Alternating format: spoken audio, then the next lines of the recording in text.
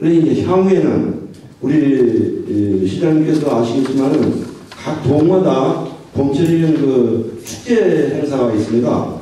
근데 어찌되든지 그 소사동에는 축제 행사가 한 번도 없습니다. 그래서 연산홍 단지를 조성해서 잘 바꿔가지고 내년 이후에는 연산홍 축제를 할 계획으로 있는데 이때 그 축제 계획을 수립해서 건의를 하면 예산에 반영해 주십사라고 하는 것을 건의드리고요. 소사구에서의 운동장이면 소사로가 큰 대길이 있습니다.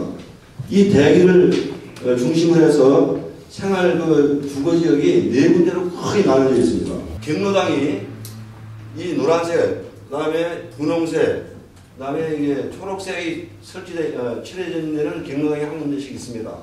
그런데 이 청색으로 표시된 부분에는 경로당이 없습니다. 이 청색으로 표시된 부분에 노인이 약 500명 이상이 사신다고 합니다.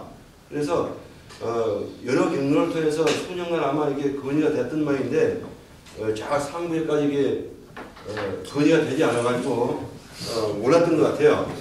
안 되는 이유가 부천시에서 노인정을 경로당을 통폐합 내지는 축소 계획을 가지고 추진하다 보니까 신설은 되지 않는다. 이렇게 해서 지금까지 안 된 걸로 알고 있습니다.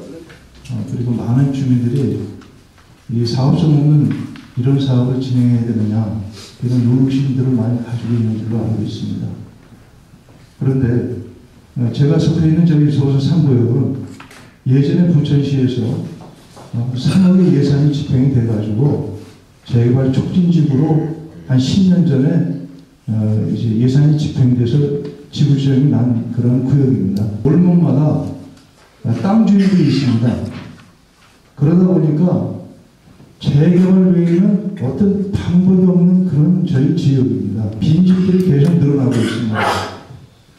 지금 중국 교포들이 부천 여기 소사역 바로 앞에 있음에도 불구하고 집을 수리해놔도 새가 나가지 않았습니다. 그러니까 중국 교포들 경기가 안 좋으니까 다 들어갔죠. 근데 새가 나가지 않습니다. 집 수리를 해봐도 워낙 낙후된 옛날에 진 집, 한 3, 40년 전에 지은 집들이기 때문에 표시도 안 납니다. 그래서 주민들이 저희 구역 같은 경우에는 재개발을 반대하는 그런 그룹이 없습니다. 빨리 좀 진행을 하자.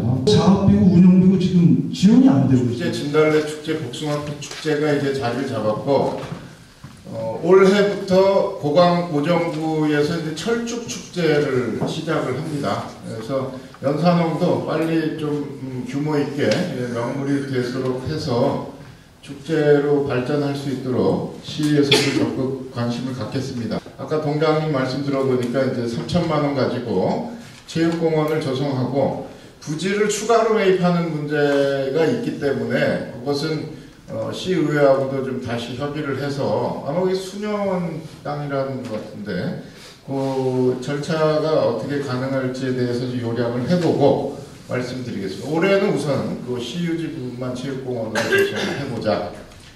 경로당 신설 문제는 지금 부청장님 말씀이 거기 500여 명 가까운 노인분들이 계시니까 시가 무슨 경로당 신설을 불가하고 그런 입장을 갖고 있는 건 없습니다. 통합도 사실 쉽지가 않습니다. 이 어르신분들은 가까운 거리에서 이용할 수 있는 시설이 필요한 거지 통합해서 크다고 해서 멀리 걸어가는 걸 원하시는 게 아니거든요.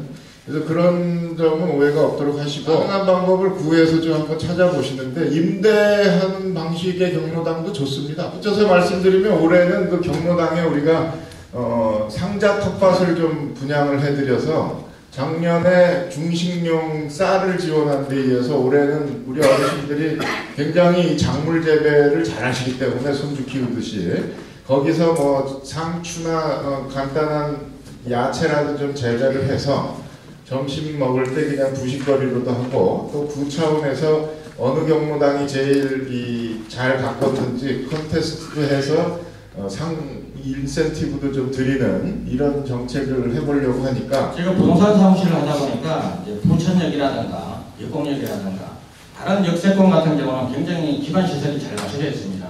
주차 딱지를 붙이면서 이렇게 실랑이도 많고 그래서 그렇게 바뀐 걸로 알고 있는데 문제는 그 이후에 그런 일들이 막 벌어지는데 그거에 대해서는 어떻게 아무도 뭐 이렇게 해결책을 마련해 주지를 못하더라고요.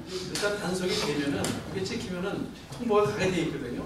있는데 그게 그냥 일반 우편으로 가면 그냥 꽂아놓으면 혹시라도 저녁에 꽂아서 그냥 끄집어 가면 되는데 이 등기로 가보니까 꼭 본인에서 전달되는 게 들어와 보니까 이게 전달이 안 된 것 같아요. 근데 일단 찍혀서 나간 건 어떻게 저희가 회수할 수가 없는 입장이거든요. 그래서 저희 시에서 그래서 이제 그런 불편을 없애기 위해서 불법 주차 사전 알림 지내는 걸 이제 좀 시행하고 있습니다. 그래서 내가 내 핸드폰을 우리 이제 부나 공사무소도 지금 접수받죠.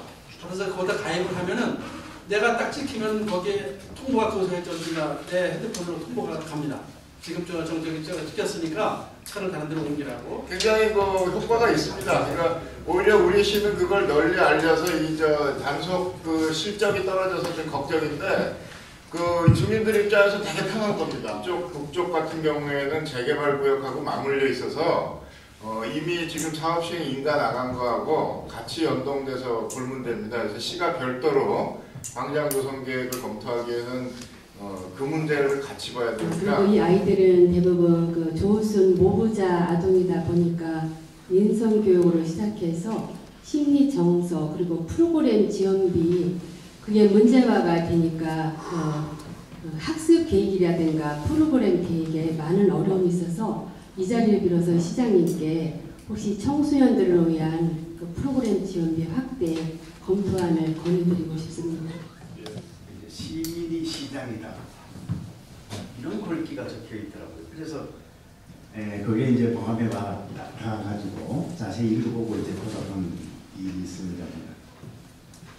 그게 바로 이제 보면 시민이 주인이라는 그런 뜻이겠죠. 그래서 우리 시민들이 합심을 해가지고 그 전국 어느 뭐 시도나 거기에 못지않게 좀 발전할 수 있는 그런 단합된 모습을 좀 보여줬으면 어떻겠느냐 하는 그런 생각이 마음에 닿았습니다. 눈 치우기 동참해 주신 거에 대해서 다시 한번 감사드리고 정말 힘든 일이거든요. 우리 동해 직원분들이 주로 여성분들이 많다 보니까 자기 밥은 좀 자기가 쓰는 이런 소사동의 모범을 보여주셔서 감사드리고 올해 기상이변이 아직도 많이 있다 그러니까 자기 밥 눈 치우기 좀 모범으로 잘 만드는 소사동 부탁드리겠습니다. 네!